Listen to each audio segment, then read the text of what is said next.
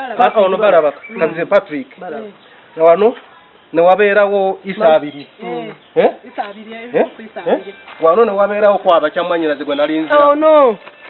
nze kyendi kubulya kyekyo ndi kubala abantu abaaliwo wano ne wabeerawo bakaki Kaziba era ono twazika wano wali twazika wali jaji omusajja n'omukazi baali wali twatwale busembati baali wali ntubajjamu bwe batya benji y'omugenzi Aaron Kaziba nga bakulembeddwamu omusika wa kitaabwe Paul Kaziba abasangibwa ku kyalo Naminya mu municipal y'Enjeru mu district y'Ebuyikwe bwe balabise nga beemagaza nga basonga mu bbanga mu kuteebereza awali amalalo g'abantu baabwe ne basanze nga museetwe oluvannyuma lw'amalalo okusimulwayo abafu abasoba 20 nga tebamanyiddwako gye bali waliwo abato waliwo basenga bayise waliwo bababa bayise ni baganda bayise ni bamaama okusinziira ku musika Paul Kaziba yagusako mukoddomi we Livingstone Mukabya Ploti ku kibanja kyabwe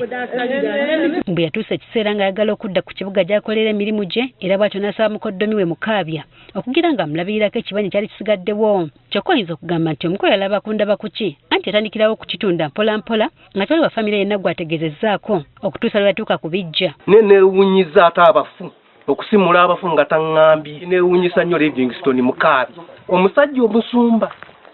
yayinza okukola kintu kino bijja twalima kulekeka nga tudukyesa nti tukugula bijja kijja kyona bakitunda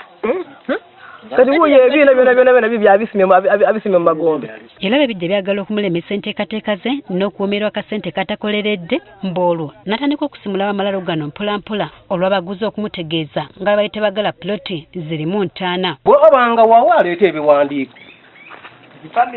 nga namuguzaawo oba kuliko n'ekika ab'ekika abaateekako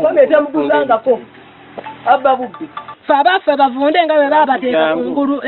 omusana empewo ebafuuwa fe tubonaabona bannaffe bali omwo ettaka efe eryekika aliveeko taata waffe buli wali yali naye amugjayo basenga bange bali mu ttooyi ajja baddemu afune wabateeka fe naye tutawaanya wano waliwo n'ekinya ekifaananyizo ekya kabuyonjo kye tulabyeko nga kirimu agamu ku magumba agambibwa okubeera agabafu era nga waliwo n'ekinya ekirala ekisulibwamu ebiyinja ne bulooka ezigambibwa okuba nti ziva ku ntaana zino amagumba mangi nalongozira namba ya chairman ate galiwako n'ebisubi eri amagumba gali wano mu nsonda wano mangi amagumba mangi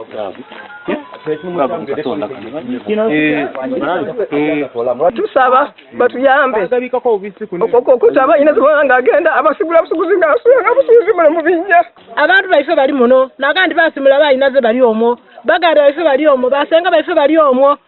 wemuliko amuti baliwo bazirawo netyere neyamaniisere gyetwasukulamu netukubamu omusota nga eribaati lyayira waigulu bano batubudde nti waliwo n'abatuuze ku kyalo be basanga emisana ttuku nga basima amalalo gaabwe era ne babayimiriza basima amagombe ni masaaba ni mukigala biraga nga bali kusima amagombe nababuuza nti nani abagoye kwegula nti Mukabya n'atulagire nyinza naalongo nakaliva tetugezezaako okuyita bano abaali batandise okukola omulimu guno bayinza otukubireyo nabo baganya okujja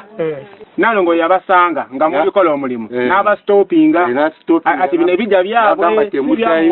temuddayo nemukomaawo efe ne tuvaayo abatuuze bavumiridde ekikolwa kya Mukabya wamu n'okulangira abakulembeze b'ekyalo kino okwefuula kyesirikidde ng'ensonga nga zino zigenda mu maaso bakayire baise bona baliwo ene wano aye abo balya n'emirambo ozikula otyo omunoja n'omusirira ekinda n'omutamu amunotaamu amagumba n'azikula n'abafu naye nga erosi gye weesiga eri ku gurawundi eri mabega waakyo be bakola endagaano ezenkya bakusiba tebakola kituufu bakola kikyamu kye bagoberera tukitegedde nti waliwo n'omwami ategerekeseko eri amasaaba ne munne amanyiddwa nga Mukiga abaweebwa omulimu gw'okuggyawo amalaalo gano bano be tusanze mu maka gaabwe tugezezaako okwogera nabo ne batutegeeza nti bo munnaabwe omulimu gwe yabawa gwali gwa kuggyako biseminti byokka kungulu olwo ye Mukabya akola ebisigadde byonna ne balumiriza nti n'abakakiiko okuli ssentebe n'ow'ebyokwerinda baali bamanyi ku nsonga zino ntoleeko kagondi kano k'okungulu konka tikutolawo kaki kawansi muntu munda kutola kola kitikano kaki k'okungulu omala oteewa ettaka kyoka n'ogwaba omulimu gweki kukukola kikwa kusima amagombe wansi nze omulimo gw'okusima amagombe wansi tujja gusobola era singa bwe yampa nange tenandi gukoze sikikolangako tujja gukola. Hasani Waguma Baseke ssentebe w'ekyalo kino asaba ab'enganda z'abagenzi abagambibwa okuba nti baazikulwa okusooka okusima ekifo awali entaana zino bakase ng'oba ddala abafu baabwe tebaliimu olwo balyoke bakola ekiddako. Kubanga kiba kibi okuwa information enfu tugenda okusobola okusima ne tusangamu abamagumba naye tuba nga tusimyemu entaana nga 2 ne tusanga nga abafu we bali kiba kitegeeza tuba tuziyiza bali abadde bagezaako okugyamu abafu okuba teteganya gye beebase. Ssentebe atubulidde nti yagezezaako okuyita mu kabi ayogerwako okubeerawo olwaleero mu lukuŋŋaana luno wabula ne yeerema oluvannyuma lw'okumutegeeza nga batayinza kubeera mu lukiiko lwonna ng'abantu be tebamanyi. N'ansaba nti twongezeeyo olunaku asobole okujja n'ebiwandiiko ebyagula awo nga bamuguza nga ne famire ye weeri. Helen Butoto ayogerera poliisi mu Ssezibwa region gwe tufunidde ku lukomo lw'essimu atutegeezezza nga bebategedde dda ku nsonga eno nga babakanya dda n'ogw'okuginoonyerezaako. Ensonga eno nga poliisi tugitegeddeko olunaku olwaleero